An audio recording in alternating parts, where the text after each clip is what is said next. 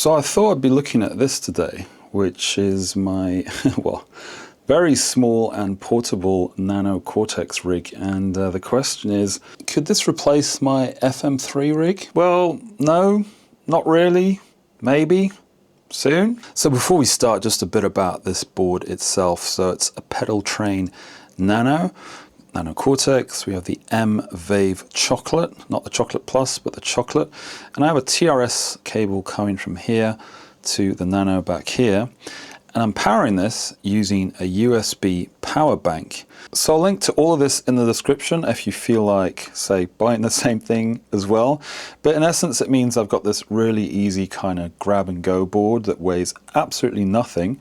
And I can easily transport it in a small case. Just to give you some idea, this is the soft case that goes along with the Nano CORTEX board over there. And add to that a guitar cable that will be connected to the front of the Nano CORTEX. And then I bought two of these TRS to XLR cables, as you can see here. So TRS on one end and then XLR on one end. And the cool thing is that you can daisy chain XLR cables. So while you can get, say, one of those XLR adapter things that sort of stick out the back, but because of the space between the two output sockets is relatively close, I find this to be the sort of easier kind of solution. I wouldn't say it's more elegant, but basically I can hook this to the back of my Nano CORTEX, and then I can hook in any XLR cable onto these to go to interface, front of house, whatever. So basically, up until now, I've been using the Tone X1 as, well, the backup to my main FM3 unit. And I haven't had to use it so far, and the idea of a backup is that you never have to use it. But if the worst comes to the worst, I could get by with something like this. However, with the advent of OS 2.0 for the Nano CORTEX, and the addition of more effects and stuff, it really kind of placed the Nano CORTEX in this situation of like, okay, I can use this as a backup. I know it can, you know, it can emulate those tones. I've profiled my FM3 or captured my FM3. It can do those tones, but with the inclusion of the effects, I can do those other tones as well, i.e. the 4 or 5 main tones I have with my band Droga. However, there are some caveats. So obviously there's going to be some limitations with using this instead of my main FM3 rig. And one of the main ones off the bat is the lack of tap tempo and proper MIDI control. We can switch between presets, but there's no actual control over different effects to turn them on and off. And that in turn means that we have certain other issues that we have to deal with. So because we're always switching between presets, so you say you have a bass tone, you want to just add a delay.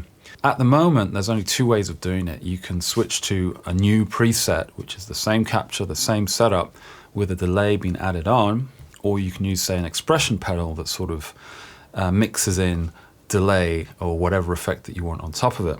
Now, using an expression pedal is probably the most elegant way of doing it, and it's also one where there's no latency involved. By latency, I mean that when you're switching presets, there's a small gap that is actually quite annoying, especially when you're playing with in-ears. It's extremely noticeable, I find. And when you're using, say, an expression pedal to sort of put in the mix of delays, you won't have that issue. And the way around it is that hopefully at some point there'll be, say, MIDI CC commands so you can turn on and off effects and not have to deal with this problem.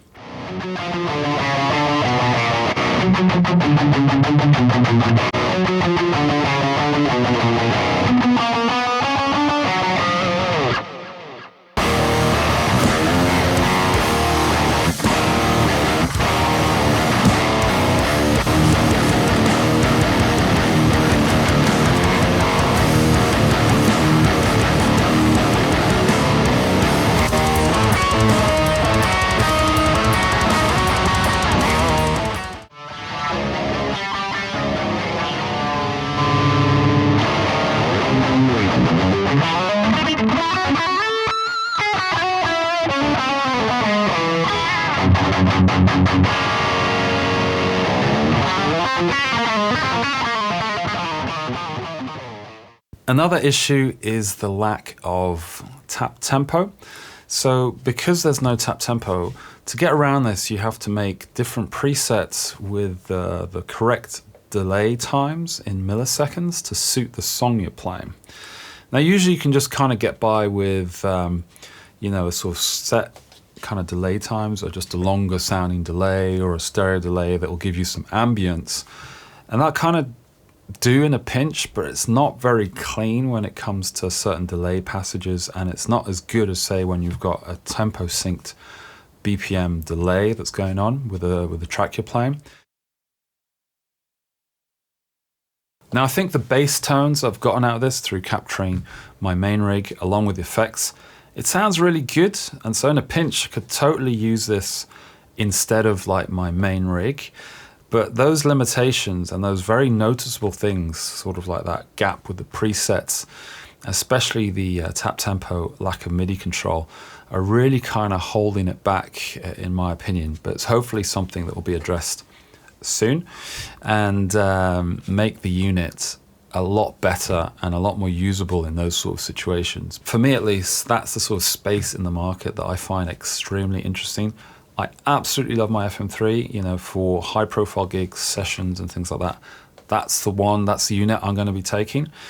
But the thing is, having something really small that you can take for other styles of gigs where, you know, maybe space at a premium, or you want to travel really light, having something like that, you know, it's battery powered, it's absolutely tiny, but I can still get the same kind of tonal quality that I'm after. And I think it's a really interesting space having things that are sort of that HX stomp size, as long as you don't have these really big limitations that go along with it. So you might have seen various videos have been out about this idea of like having both. And I guess it makes sense in this, you know, if you've got the Quad Cortex and you kind of want to back up in case something goes wrong, because, you know, stuff can fail after all. Having the Nano CORTEX, I think, is a really good kind of backup, and especially if you've got a Quad Cortex or something like that, it kind of falls into the same kind of architecture or setup, as it were, so it's something that's very familiar to you.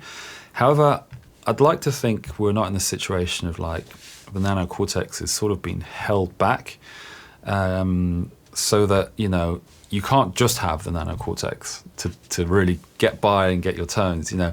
That these limitations will stay that way in order to sort of maybe push people towards buying a bigger and admittedly a better unit. So I'd be really curious to hear what you think of the Nano CORTEX, if you're using it, of course. So is it a main unit that you use for pretty much everything, or is it currently just, say, a backup unit in case something goes wrong? I'd be really curious to hear your thoughts. In any case, thanks a lot for watching. Hope to see you in the next video. Take care.